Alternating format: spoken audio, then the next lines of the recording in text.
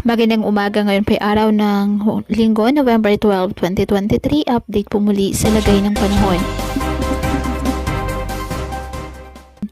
Patuloy pa rin na monitor ng isang low pressure area na nasa labas ng ating PAR sa may silangan ng Mindanao ayon sa Pag-asa. Ang nasabing LPA ay may kalayuan pa po sa ating bansa kaya wala pang direktang epekto sa lagay ng panahon.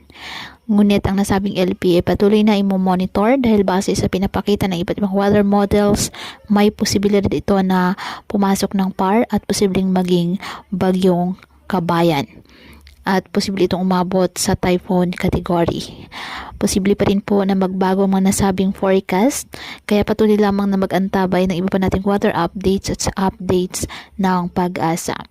Easterlies naman na nakakaapekto sa Southern Luzon, Visayas at Mindanao, habang Northeast Monsoon nakakaapekto sa extreme Northern Luzon. Ngayong araw ang Batanes at Cagayan at Babuyan Islands asahan na maulap na halangitan na may mahihinang pag-ulan dahil sa Northeast Monsoon. Apektado naman po ng easterlies at localized thunderstorms ang Metro Manila at nalalabing bahagi pa ng ating bansa. Kaya asahan pa rin po dyan ang generally fair weather condition, maliban na lang sa chance ng mga localized thunderstorms. Kaya patuloy po na pinag-iingat ang ating mga kababayan sa banta po ng mga pagbaha at pagguho ng lupa at ugaliin po na magdala palagi ng payong o kahit anong panangga sa ulan sa tuwing lalabas po ng ating mga tahanan. At yan po muna ang update sa lagay ng panahon ngayong araw. Muli patuloy po tayo na mag-ingat at palaging tandaan, God loves you. Stay safe and God bless.